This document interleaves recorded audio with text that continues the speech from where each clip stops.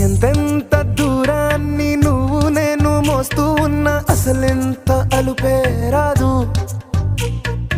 ఎన్నెన్ని తీరాలు నీకు నాకు మధ్యన ఉన్నా కాస్తైనా అట్టే కాదు. నీతో ఉంటే తెలియదు సమయం, నువ్వు లేకుంటే ఎంత న్యాయం. గడియారంలో సెకనుల ముల్లే గంటకి కదిలింది.